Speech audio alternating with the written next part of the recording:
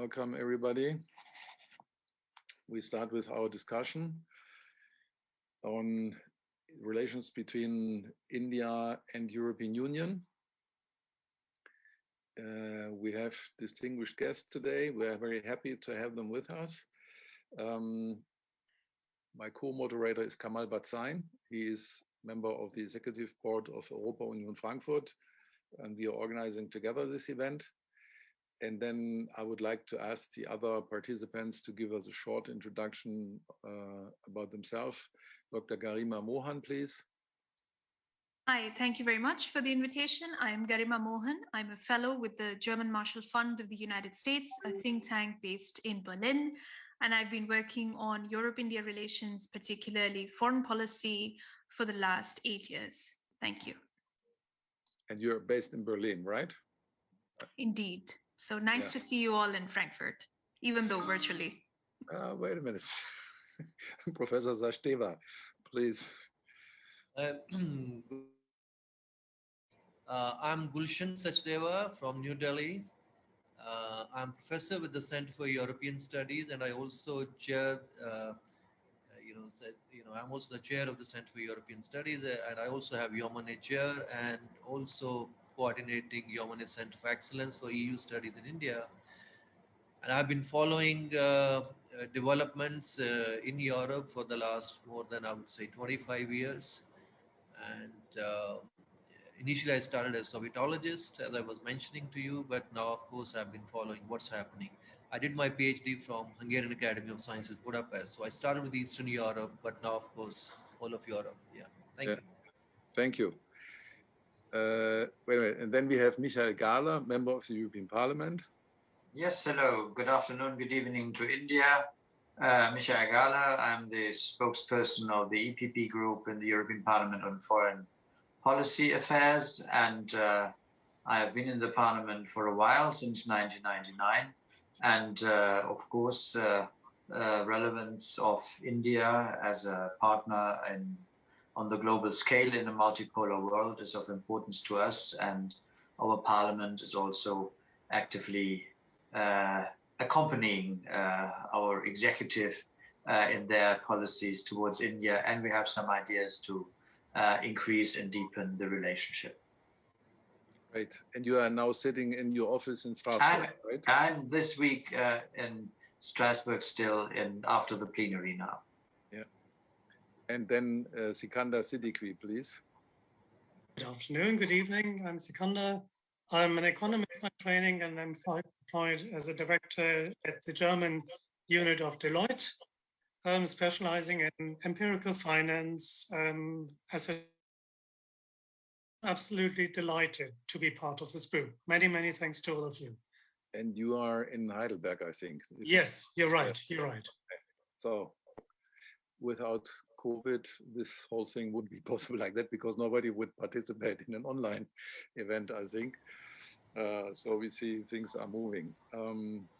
Let me give you one sentence of introduction. In Frankfurt, in front of the city hall, which is called Römer in Frankfurt, there is a fountain. And on top of that fountain, you have a woman. It's Justice. And I have been there with someone from India, and he looked up and he said, oh, this is Justice, the goddess of justice. We know that as well. And I was like, interesting. I thought that comes from the Greek times.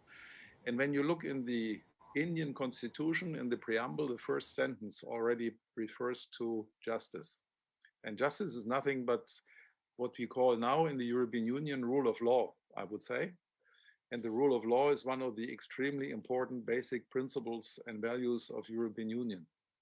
So I think that shows me that there must be a strong bridge between India and European Union based on values. The biggest democracy in the world. European Union is very, very important being a democracy, and couldn't exist without being a democracy, even if we have internal struggle and fight. Would you share this? And before I give the word to you, I would like to say for the audience, first of all, those of you who are on Facebook, you can ask questions in the Facebook chat. They will come to me and I will ask those questions. And then the other people who joined us here on Zoom, If you would like to say something, let us know in the chat or by raising your hand. And those contributions should be basically a question and not longer than 2 minutes in order to have a good debate between everybody and have many possibilities for exchange. So could I ask maybe Garima Mohan to start and let us know what is the current state of this value-based alliance? Is it an alliance between European Union or India? What is it? Tell us about. Sure, certainly, Klaus. So as you framed it, that the relationship between the European Union and India is based on common values. We've seen that framing for the last many years, basically since the partnership started. But recently, there's been a qualitative change in how the European Union and India have perceived each other. For a long time, we only talked about common values, but that did not translate into a very strong partnership. It did with individual member states, for example, France, Germany, back in the day, the United Kingdom. But with the EU, it didn't really translate. But we've seen that the conversation between New Delhi and Brussels today is taking place at a very different level. And there's a certain amount of political will from both sides to actually translate this partnership into action. And the biggest example of this is the leaders' meeting that took place on the 8th of May this year, which was the first time that an Indian Prime Minister met with all 27 EU heads of state. So it wasn't just a EU Commission and EU-India summit, it was an all of Europe and India leaders meeting. Now it's important to note the EU doesn't offer this format very often. It has only been given to American presidents in the past. It was offered to China last year, but reduced to a much smaller format after tensions during COVID-19 hit a real high point. So it's a watershed moment for observers of Europe and India to see this high-level political meeting taking place. And it's not just summitry, it's not just pageantry, it was followed by 5 or 6 really important deliverables, starting with the restart of the free trade agreement negotiations, dialogues on climate change, cooperation on COVID-19 recovery, a very important connectivity partnership. The EU has signed one with Japan. It signed one with India, which is about building digital and physical infrastructure in the Indo-Pacific, but also in India. So I think this moment and this conversation we are having today comes at an opportune time. Of course, this change didn't take place overnight, and we at GMF have mapped it since 2015, with India reaching out beyond Berlin, Paris, London to rediscovering Brussels, to having the first Nordic summit with the Nordic countries, the first high-level visit to Portugal, also reaching out to Central and Eastern European countries, including Serbia, which, by the way, received a tranche of vaccines from India back when India was supplying vaccines to countries. And now we have interesting strategic partnerships beyond France, Germany, to also with Denmark, with which we have a green strategic partnership, India and Denmark, and India and Netherlands, one based on water. So this really, from the Indian side, I think it shows perhaps a shift in looking at Europe beyond the old Cold War East-West divisions, even though the Indian Foreign Ministry still is divided as such. But perhaps there is a better understanding of various sub-regions in Europe and the importance of the European Union as an actor in foreign policy. On the EU side as well, we see a rediscovery of India. When 2019, when the EU released its famous document now on characterizing China as a systematic rival, competitor, partner, around then it released a new strategy on India as well, which really looks at India not just as an important values partner, but also an important pillar in a multipolar Asia and an important partner for the EU to really realize its foreign policy objectives. So I just wanted to set the scene before we go into our question and answers to say that the conversation we are having between the EU and India today is very different from what was happening maybe even 8 to 10 years ago. That sounds really great, very interesting. And Michael, from the EU perspective, do you share this view?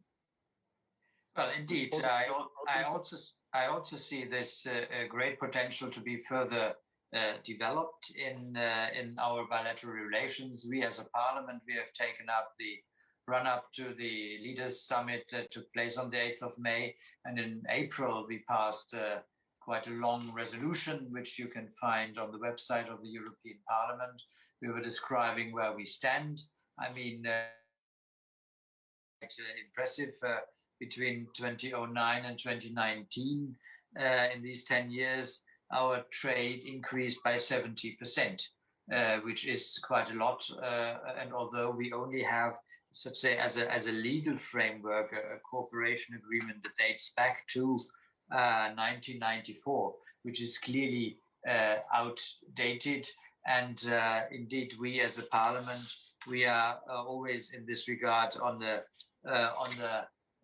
trying to trigger new initiatives and have formulated clearly reiterate the EU's readiness to consider launching negotiations on a standalone investment protection agreement, which would increase legal certainty for investors on both sides trade relations. And then we come with the description of the areas which are, of course, digitalization, which is the challenges that come through climate change. And as India is one huge country that is a pillar in its own in a multipolar world, or a pole of its own in a multipolar world, we seek definitely to increase the cooperation in this area. I mean, a lot of the trade that comes already from East Asia and is emanating from India goes through the Indian Ocean and Red Sea and Suez Canal. That is a major trading route for us and for India, among others, of course, also for China. But and India is in a way halfway, and it makes very much sense to increase the links in this regard.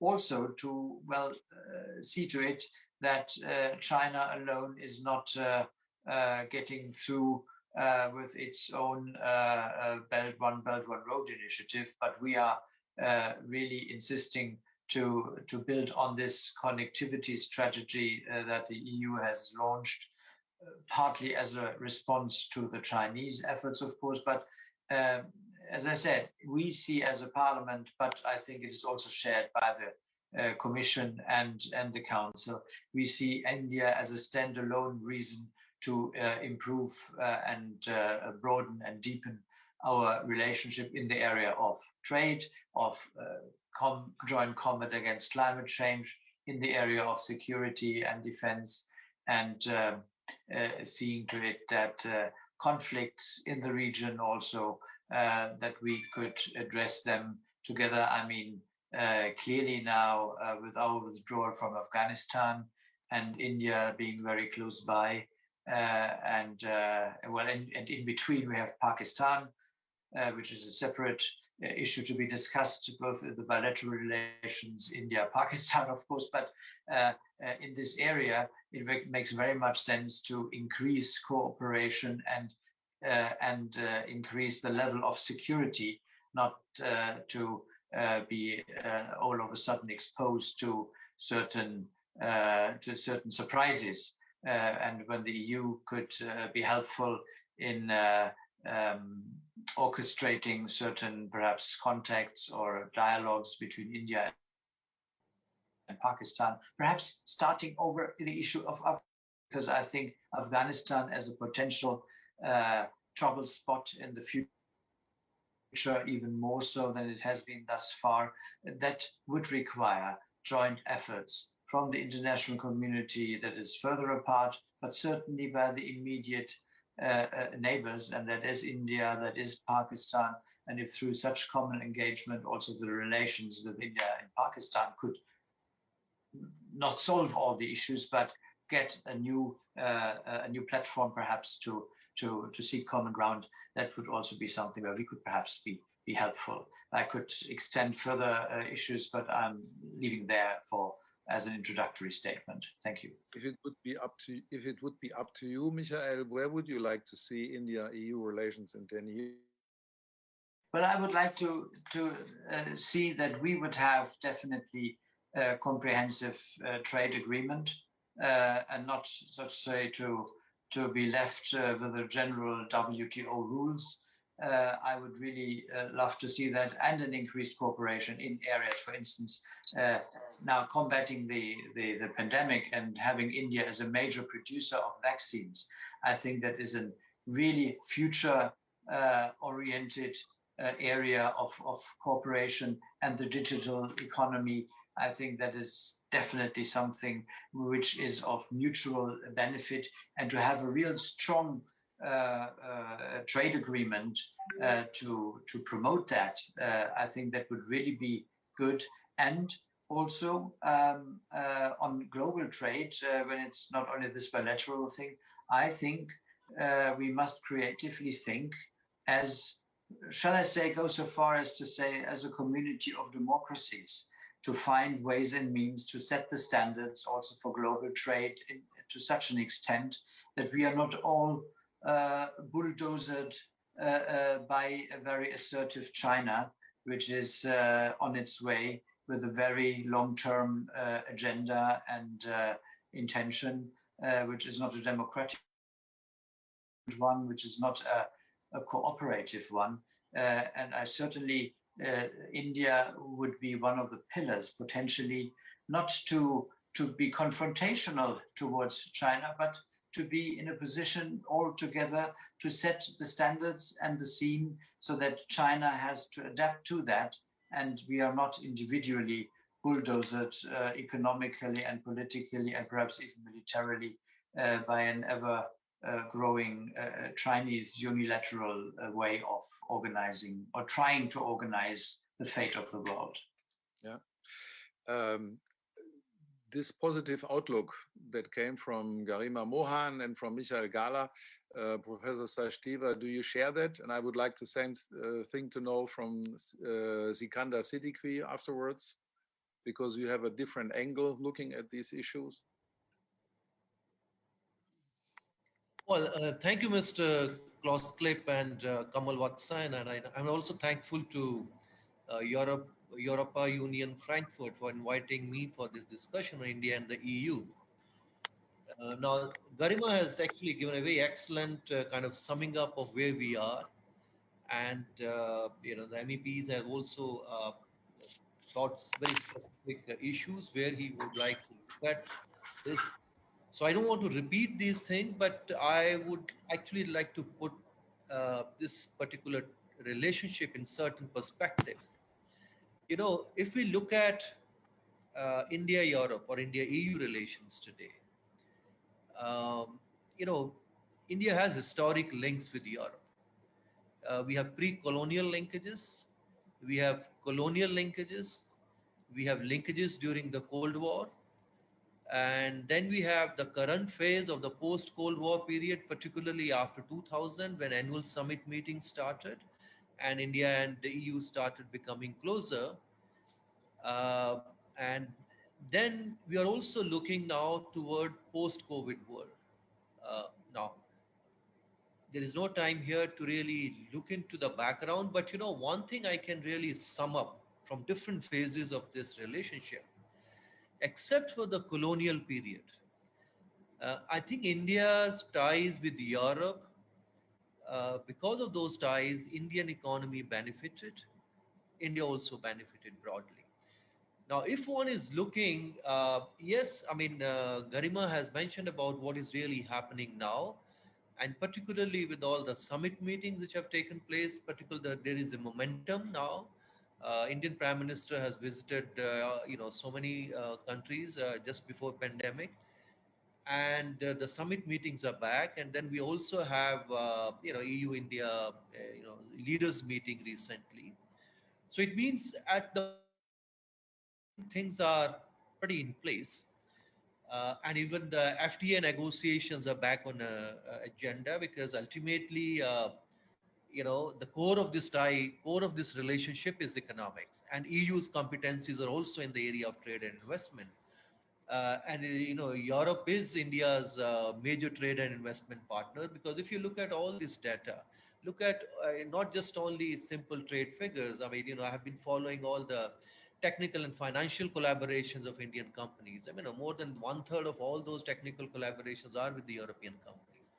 Similarly, if you look at all the FDI data for the last 20 years, including UK, if I look at, I mean, if I put all the FDI coming to India in the last 20 years, if I put together, US, Japan, Russia, China, etc., all those countries on one side, and then Europe definitely would be much bigger than that as for investment. So it means we do need this FTA, and now I think hopefully the negotiations have started. But of course, the actual restart of and conclusion of these negotiations may take time.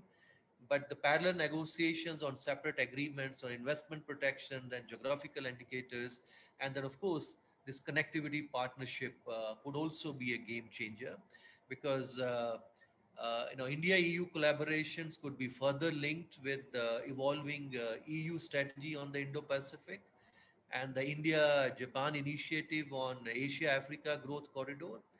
But if one is really looking now beyond, I mean, in the coming years, in the post-COVID world, what would say? Now, the pandemic is still unfolding, and its full implications are still difficult to predict. But I think it's quite clear that the post-pandemic world is likely to be a significantly different world altogether. And the shape of post-COVID EU and India will depend on their handling of the health crisis and related economic difficulties. In fact, the Indian economy in the last 20-25 years, why India became important, not just for Europe, but for other countries as well, because the kind of economic growth India had for the last 25 years, close to 6.5 to 7% growth. So that had its own strategic consequences. India signed about 35 strategic partnerships with all major players, and we also had about 15 FTAs. And within that context, I think the India-EU relations were also stable, at least till there was certain loss of momentum between 2012-13 till 2015-16. Now, the Western world, under the leadership of the US, is now trying to regain its leadership role, particularly with President Biden. Now, China is expanding and asserting, and the suspicions about China are also growing, including in Europe. And all the multilateral institutions, including the WTO, WHO, they are less effective today. Both EU and India, they do believe in democratic and multipolar world and would like to promote some kind of effective multilateralism. So they can together, I think they can build large coalitions because both of them are not really seen as threatening powers by most countries in the world. Now, the core of this, as I said, is EU-India ties, is economics. And now, with the FTA negotiations coming back, I think these things are back on the agenda. But when, there were relatively limited conversations on trade and investment issues. Now, these ties moved to many other areas, including security. And also, I mean, from counterterrorism to climate to urbanization, mobility. So now, we have about more than 30, those kind of bilateral mechanisms through which we are talking. Now, the European understanding on the Indo-Pacific is evolving. Some member states like France, Germany, Netherlands, they have come out their own approaches, and the EU has also published its own conclusions. But these discussions, if you documents, you look into all these Indo-Pacific, I think coming from Europe, it means the focus on this region from Europe would be increasing. Now, EU's economic presence in this region is already quite significant. But at the same time, I think the geopolitical competition is also becoming intense in this region. So Europe would like to, I think, advance its economic interests to protect its value chains. But if you look at the EU document, and China is mentioned only once in the context of investment agreement, and even India is also mentioned only in the context of deepening economic ties. And of course, there are indirect references, in the context of connectivity, security cooperation, etc. But the sense you get from different European approaches, broadly, I think Europe would like to protect its economic interests in this dynamic area. But I think its approach towards China is still ambivalent.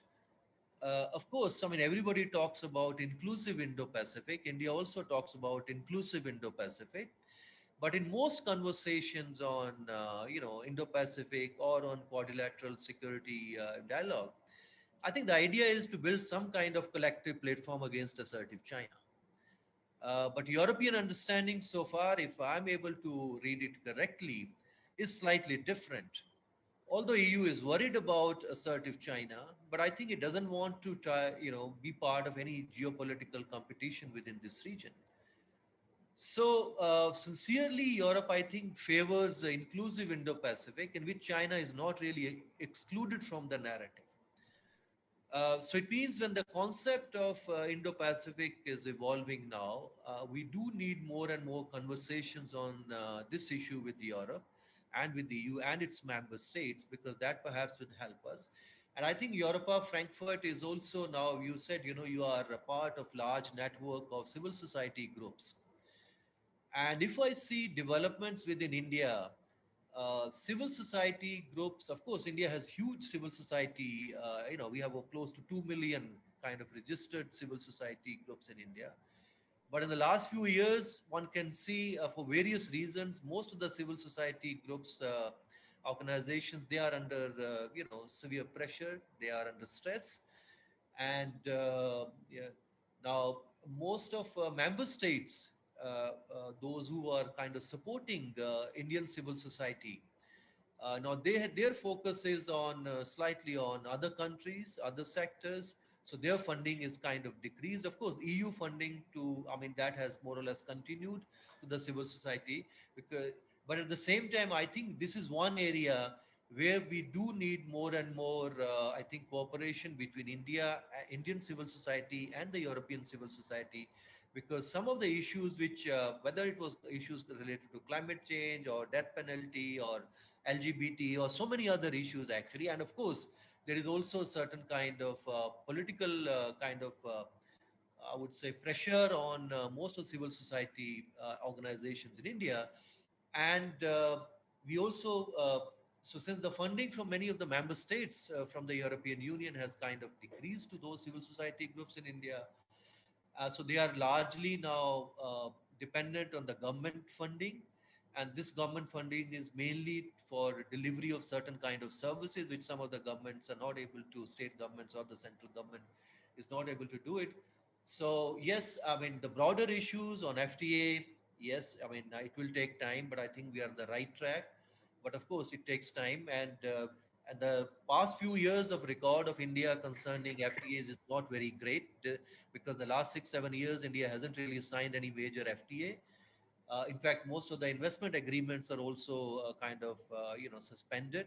So hopefully Europe is back on agenda. These issues will be there, but we should not really forget some of the larger things happening at the civil society, which perhaps Europe can also play a very important role. And then the issue which Mr. Michael mentioned about Afghanistan. This is one, I did spend some time in Afghanistan, a couple of years working in Afghanistan, follow very closely. Now, this is one security issue in which things are again unfolding, things are uncertain.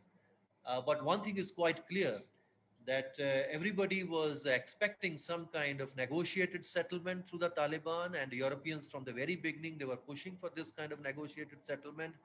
But now what actually we are seeing, that Taliban are not really much interested in negotiated settlement. They are actually forcing certain, everybody said that military solution is not possible. I think Taliban is pushing for some kind of military solution.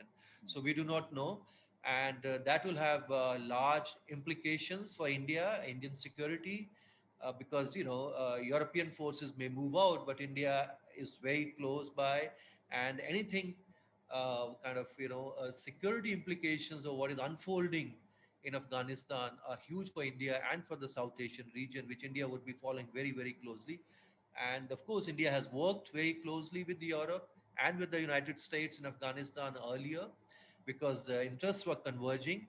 But now when the Europe and the US is moving out, or they have basically moved out, and other players, those who are playing much important role, whether it was, Russia or China, Iran, etc. So how India has to really now kind of synchronize in one way, Indian foreign policy has moved more toward West, toward US and Europe. At the same time, some of the players which are going to play important role in Afghanistan are going to be, they have, and Iran and others, those who have a lot of conversations are happening. We can come back on specific questions on these issues. Sounds to me a little bit like you look at European Union from the Indian perspective as a relatively weak partner. That's how you don't have to say anything to that. Sorry. That's how I receive it. I'm not saying weak or strong partner because the European. Yeah, it's okay. No. The European. No. It's the question is, the European Union project itself is very different. So India has worked very closely with member states on most of the security issues, whether it was early with UK when it was member of the EU, or with Germany, or with France. I mean, the kind of strategic partnership India has built with France is quite substantial, very, very strong on strategic issues. But India also knows the limitations of the European project.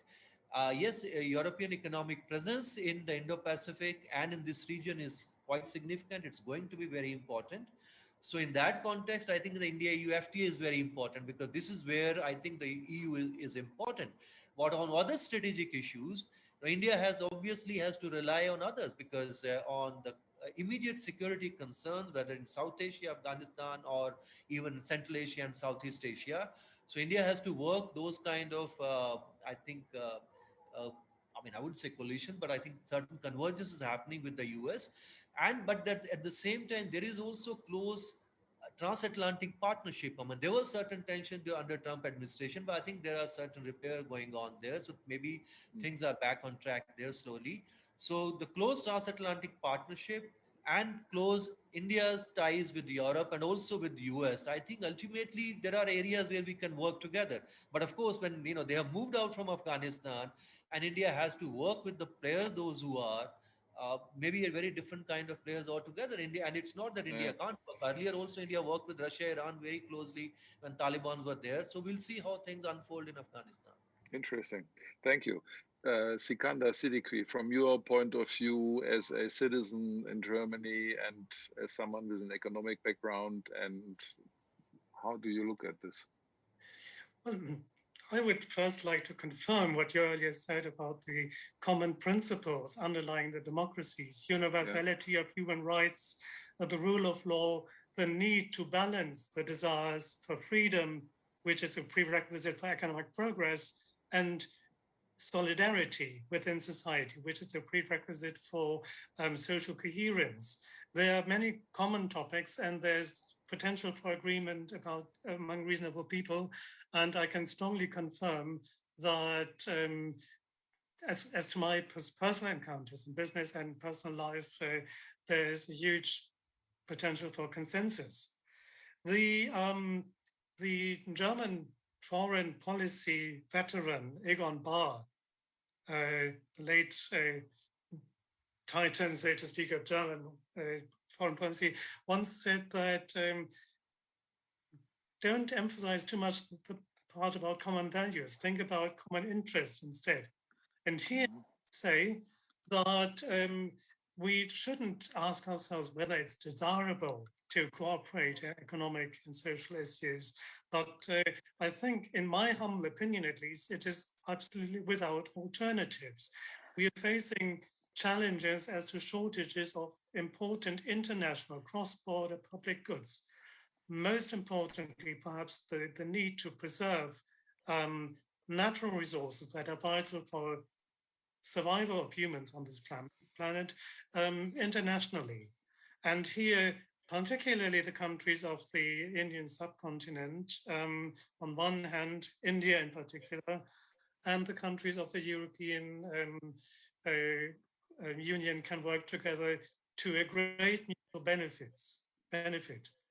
Applying techniques that are currently on the way of being developed in Europe for carbon capture and storage, for instance, or for the development of environmentally friendly fossil substitutes for fossil fuels.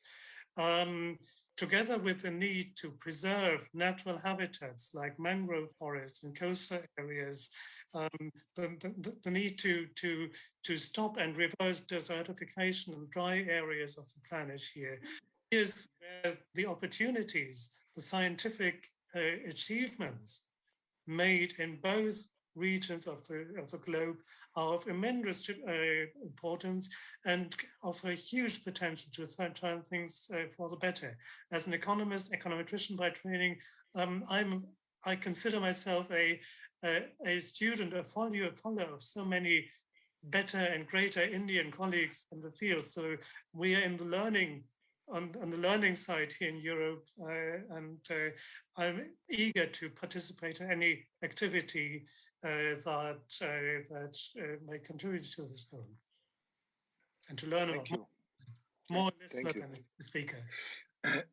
I find interesting this what you mentioned. This basically the question on foreign policy: is it something about interest, or is it an issue about values? Okay, so these are two principles. I think they have been fighting with each other always. But they are not They are not excluding each other. You can make a value-based foreign policy. Yes. And I believe at least democracies have no chance but to look at their values. If we only follow any kind of interests that are not linked with our values, we don't exist as a democracy anymore. On the other hand, if I look at China, don't tell me it's just certain interests that they follow up right now. They have a big strategy. The Belt and Road Initiative is not only about investment. There are many things in that context happening also in Africa and so on that are in the context of a broader strategy. And that is not just to create more trade, I think. Yes. I wasn't advocating a cynical, unethical approach to foreign policy. I was just saying, even if we set aside all this talk about ethics, there are international public goods, there are common interests, and they are very, very, and pursuing them is very, very urgent. And even if I'm not in favor of it, but even if we could put aside ethical issues, where there's a need to involve huge opportunities awaiting us. When India was created after the British moved away, India was a continent of many, many languages and kingdoms and huge diversity. What was the uniting principle, if I Sachdeva that? Because that's something that always puzzled me. And from a European perspective, it's interesting to look at how did the Indians manage to come together? What could be something in Europe, and then maybe something that might help to bring India and Europe together? No, I think this is a very important fundamental question what you have asked. I mean, how is such a huge country with all kind of diversities from languages to religions to different kind of development differences and inequalities, how India has really survived in that sense. Because if you look at all the discussions about India in the 50s, in fact, many people, most of the scholars, or in fact, very significant number of scholars actually had given up that India would be able to continue as a one country or as a democracy. And we have also seen so many other countries which became independent along with India within our parts of the world, in the developing world, and many of them struggle very hard, with different kind of challenges. Now, India survived, I would say, despite all the odds. Because if somehow, if you look at the way Indian Constitution, in a sense, is quite flexible in some areas, the way it has been able to accommodate all kind of aspirations. If you look at, say, for example, regions in the Northeast, different kind of inventions were made. How do you really, because there was also a lot of insurgencies, a lot of separatist movements within the Northeast. I mean, people are relatively less aware. Of course, Kashmir issue is one issue which is, still familiar to some extent, but there were so many other kind of tensions in different parts of India. These, I would say, tensions have been, all these kind of have been able, India has been able to manage only because of democracy and despite the fact that India was almost illiterate. And if somebody asks me that, what are the major achievements of India of all these decades now after independence, I would say there are two or three. One, of course, is all these difficulties India still managed as a democratic country. I'm not saying that challenges to democracy has gone away. I mean, we have seen even in the US, the challenges were the way perhaps things are happening, the way many of the institutions from judiciary to parliament and so many other institutions and issues of human rights, etc., which are under stress. But still, I think India has been able to manage. And if India was not a democratic country, and it would have been very difficult for India to put things. And second, I think the achievement India has made, uh, I think self-sufficiency in food grains. If you have 1.4 billion population and you have a surplus kind of food, also, we had famines coming before that. So, yes, I mean, it's still a poor country. There's a huge inequality and all kind of diversities, all kind of challenges.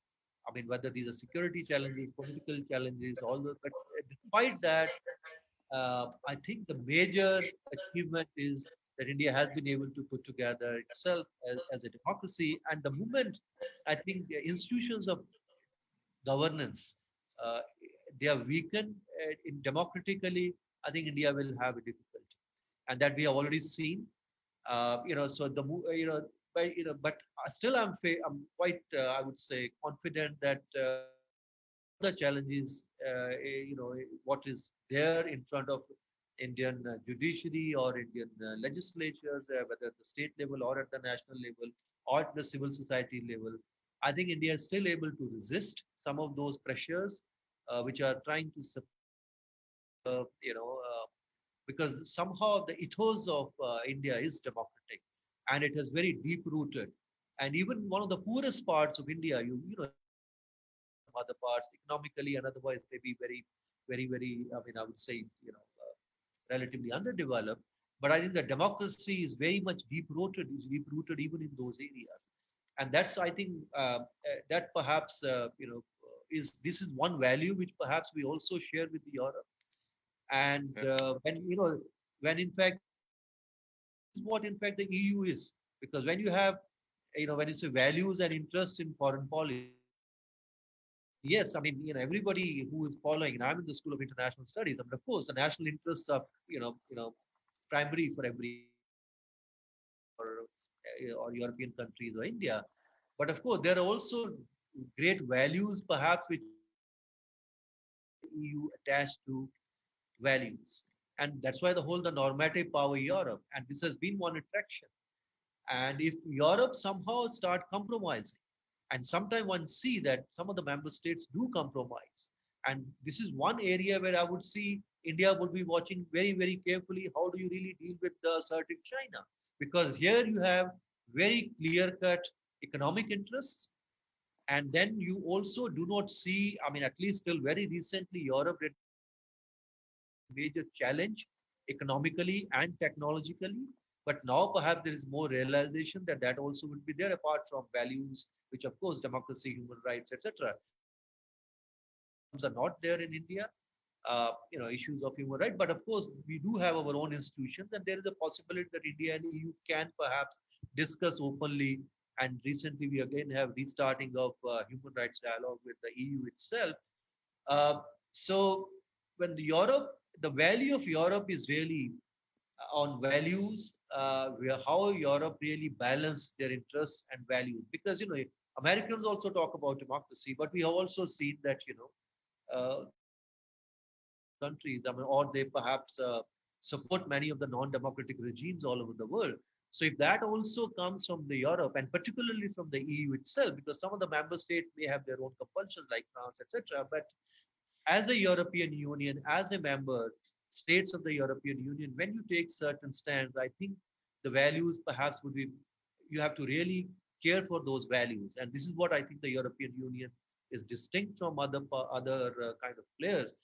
Uh, and this is what India would be perhaps looking. And that's why I was saying that India and the European Union are two players. That's why they have come together. Perhaps there is more and more convergence now. That if you look across, within the regions, whether you look at Africa or you look at, Central Asia, South Asia, apart from the countries like where India would have very serious tensions like Pakistan, etc. But most of the countries do not see, India or the Union threatening in any way, which they will have very different opinion about US or China or Russia or other countries. So this is one kind of, I would say, the kind of foreign policy India has followed, and the one would expect Europe would follow, or European Union together would be following, which will bring, I think, India and Europe together, and we can also work together in large number of areas, because now economic interests have, because during the Cold War things were different, because Western Europe was in different camp, and we were very close to the Soviet Union, so in that sense it was relatively difficult. But now India has become closer to the West, and transatlantic alliance is still very, very strong. In that context, when the changes are taking place, and I think India can be very useful partner of the EU and the member states of the EU and the broader West.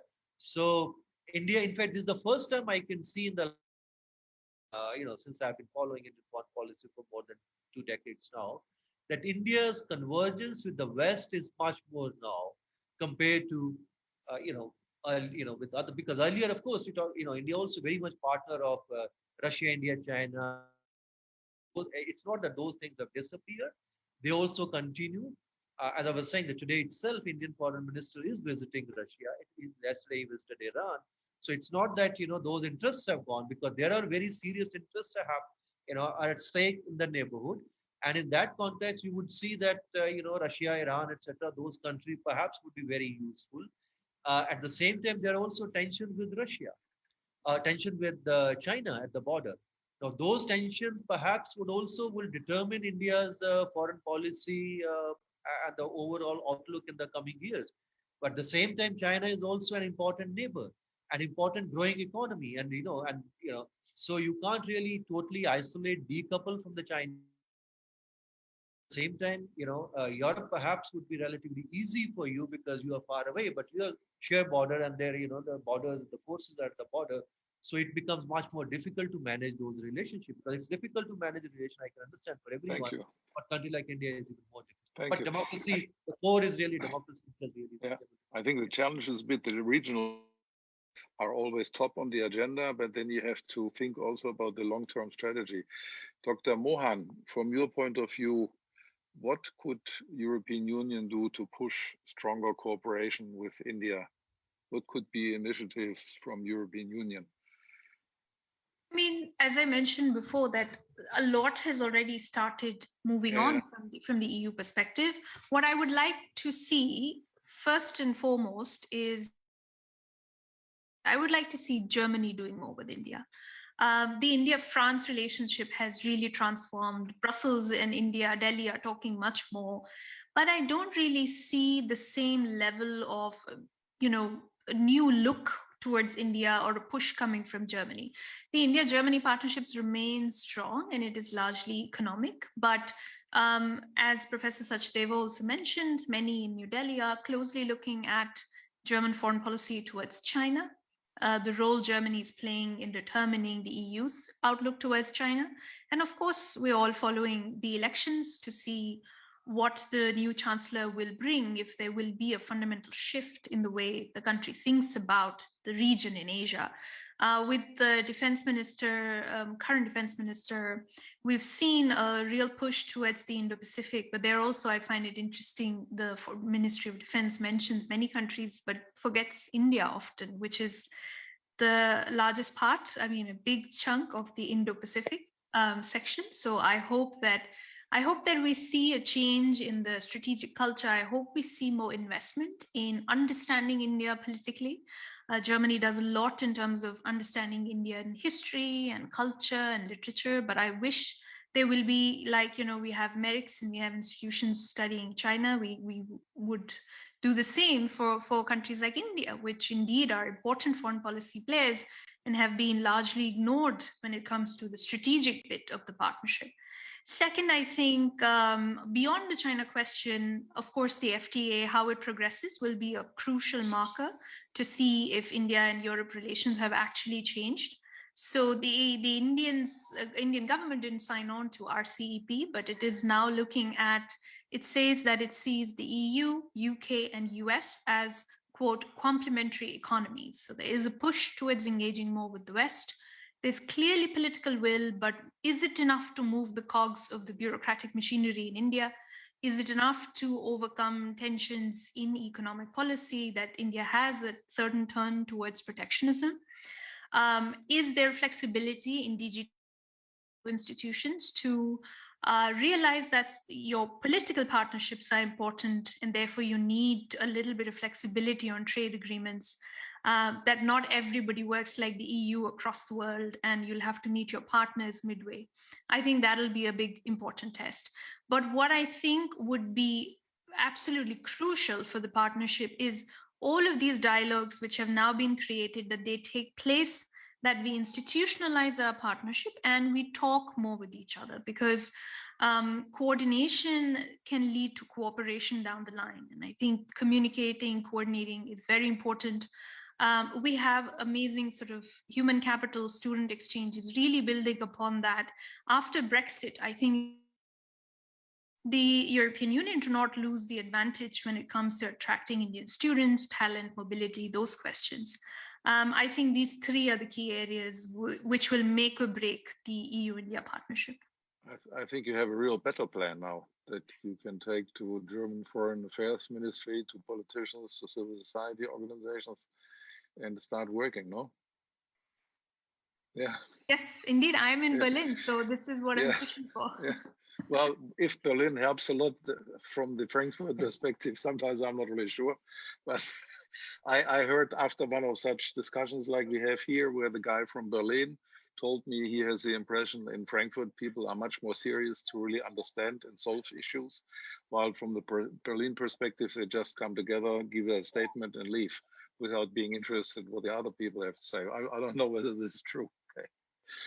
I think just one comment from my side. I think the most interesting part, when you started as well, Klaus, you were sharing some time back that there were definitely a financial interest. So you definitely start from somewhere where it makes the interest common. Yeah. And at the same time, there are some principles or the shared values we have found in the meantime. Also, I think shared by Mr. Sachdeva, Mr. Mohan, Herr Gahler as well, and Mr. Siddiqui, that the core element is that how you function to achieve those interests, and that's where the shared values will play the role, right? And coming now, I think we have already done some of the initial steps when the COVID struck. So entire Europe was looking for supporting the people around. India was doing the same. We were facing the phase 2 bit later, but definitely there was a huge push to support India and the governments around the world. Yeah, vice versa, we needed the support, and there was a support from coming also from Europe. Germany was standing in the front, with many other countries supporting in the background also during the COVID. So I think that was a very good, let's say, challenge, which made both Europe and India to come together and do some great things. Definitely going forward with topics like FTA and also on the regional security, this is where Europe can definitely play a role together with India and to make the region stable, not only in the European continent, but also in the Asian continent, for example. You know, what puzzles me, if I look at trade agreements, how they are negotiated nowadays and how difficult it is to do negotiations on that. If I look how India came together, and I'm really not an expert, but I read a little bit only. Patel, he just went out there, and I think in a couple of months he had everybody together. People from different cultures and languages and backgrounds and religions and everything. And then India was there. And I wonder, how did this guy manage to do that in such a short period of time? And today, when it's bringing really different cultures and countries with kingdoms and so on together, when nowadays we talk about the export of beans, or we talk about, I don't know, fishing, that, and this takes us many, many years. So I wonder a little bit, was there something like what we would call in German Staatskunst, the art to manage a state? Art of governance. Art of governance. And should we try to have a look back how they did do it at that time? I don't know. I wanted to come back to one point. After the First World War, there was something called the League of Nations. And basically, at that time, people tried to create some type of government for the whole world.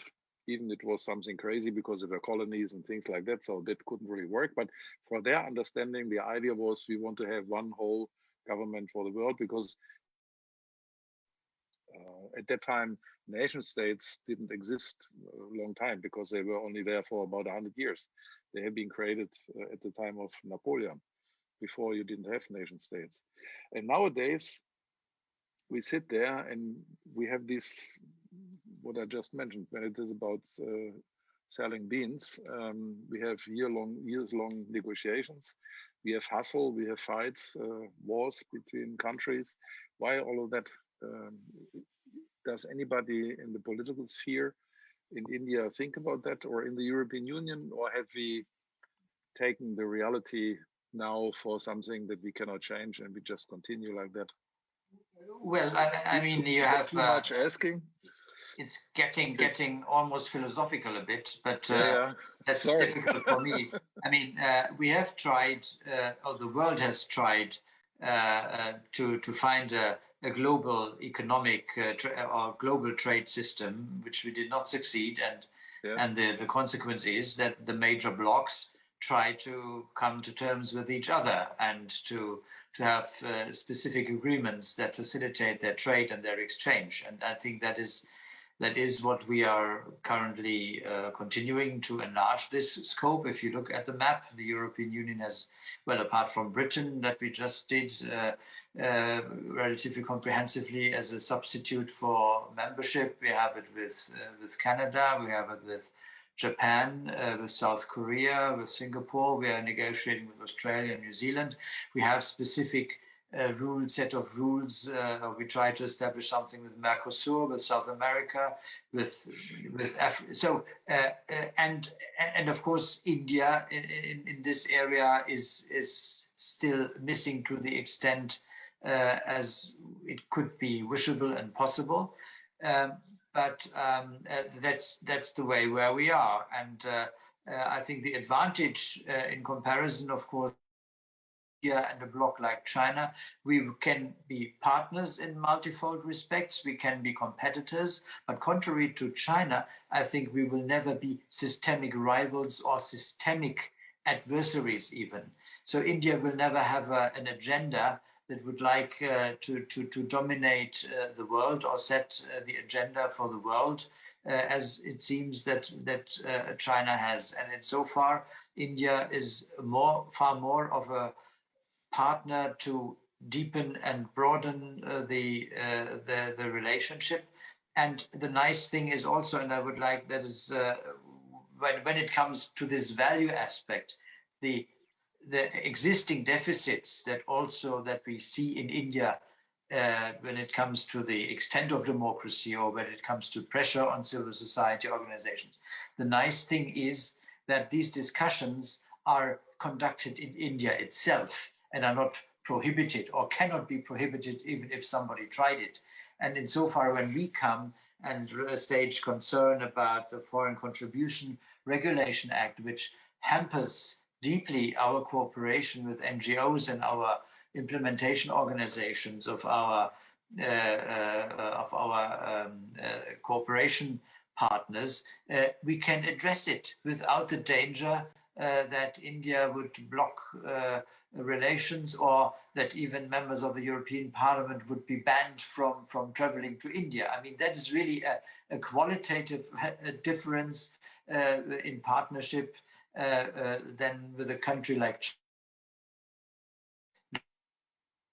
Legitimately issues of human rights, which are universal, and then we are getting sanctioned or blocked. So I think as there has been so much mention of values, indeed, we can share some, we can address the deficits that we see, and we are not over these addressing deficits, we are not getting at loggerheads with each other. We seek common ground and continue to deepen the relationship. That makes it, it is not always easy, but it makes it more, so to say, hopeful to reach the common goals that we set to each other. And it is at the end definitely a win-win situation for both sides. Insofar, I'm quite optimistic that overall individual or particular issues that we might be stumbling about, there is a great positive future for our relationship. That sounds like a quite positive outlook. We for our discussion, and that 1 hour is gone now. So I think we should finish really at this point here. I would like to thank all of you for participating and joining us in the meeting. Even if you didn't have to travel to Frankfurt, but you had to go to your desk, turn your computer on, take your time, don't work on something else. So we are very thankful for that. I think we have understood from Garima Mohan, there is like a whole agenda in front of us where we can work on in the future. And I would think that what we have done here today between Europa Union, bringing partners together, talking about India, it's our first meeting on that, and I think we will continue working in this context. And I would like to have you with us as partners to join in that. Indeed, thank you for your support all for this session. Wonderful. Thank you very much. Thank Thank you. you. Many thanks. Thank you all. Vielen Dank. Thanks. Bye-bye. Bye. Thank you.